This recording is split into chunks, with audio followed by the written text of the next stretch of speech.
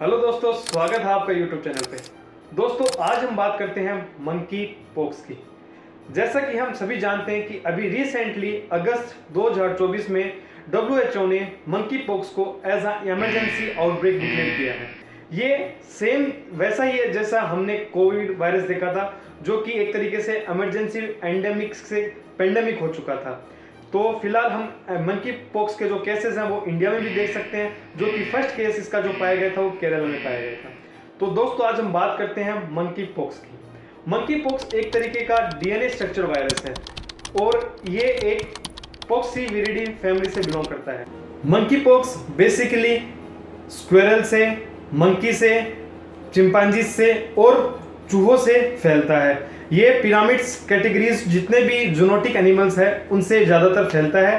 ये इसका incubation period जो इसका टाइम रहता है वो 3 से 15 दिन तक रहता है और कुछ केसों में 5 से 21 दिन तक देखा जा सकता है। तो हम बात करते हैं इसका किस तरीके से फैल सकता है। ये डायरेक्ट कॉन्टेक्ट से फैल सकता है। हम किसी एनिमल के सरफेस पे टच करें, यदि उसमें वो वायरस होगा तो उसकी तरफ से फैल सकता है। यदि हमारे कॉन्टेक्ट में आने से फैल सकता है। यदि हमारे कहीं कोई लेजन हो, कोई चोट लगी हो, उसके थ्रू वायरस डायरेक्ट इन्फेक्ट कर सकता है। ये ड्रॉपलेट मेथड से भी जा सकता है, ये कंटामिनेशन मेथड से भी फैल सकता है। इसको डायग्नोसिस करने के लिए हम RT-PCR टेस्ट करते हैं।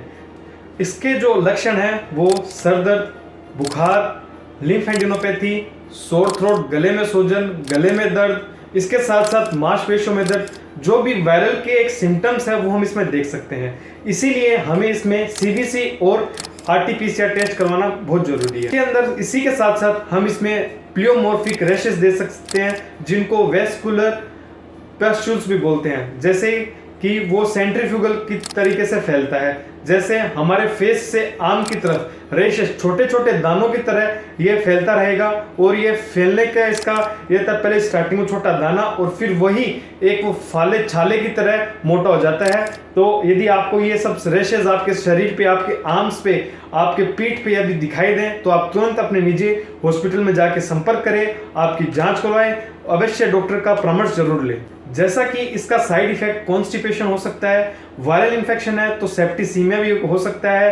यदि इसका ज़्यादातर यदि फेस, आर्म्स और गले, हाथों में यदि इसका रह जाता है, उसकी वजह से कॉर्नियल अल्सर की वजह से इसमें लॉस ऑफ विजन हो सकता है। हम इसका इन्वेस्टिगेशन करने के बाद में, डायग्नोसिस करने के बाद में हम इसका जो ट्रीटमेंट करते हैं वो सुपरेटिव ट्रीटमेंट होता है। सबसे पहले हम जब तक पेशेंट को आइसोलेट कर देते हैं ताकि और भी लोग इससे फैल ना पाए, तब तक करते हैं जब तक उसके सारे जो सिम्टम्स हैं प्लस जो रैशेस हैं वो गायब नहीं हो जाते, तब तक उसको हम आइसोलेशन में रखते हैं। उसके बाद गुड न्यूट्रिशंस देते हैं और एंटीवायरल ट्रीटमेंट चलता है। टिकोवेरिनमेंट करके एक दवाई आती है जो इसमें सबसे ज़्यादा यूज़ होती है, जो इसके अंदर सबसे ज़्यादा यूजफुल पाई गई है और प्रोडक्टिव पाई गई है। इसके साथ साथ हम जो रैशेज होते हैं पेशेंट के, हम उनको फुल स्लीव्स शर्ट पहनने को लिए बोलते हैं ताकि वो कंटामिनेशन और ना बढ़े या फिर उसके अंदर कोई इन्फेक्शंस ना हो। हम लास्ट में इसकी वैक्सीन इमोग्लोबिन्स भी चला देते हैं ताकि पेशेंट्स को रिलीफ इससे जल्दी हो। इसको हम प्रिवेंट कर सकते हैं।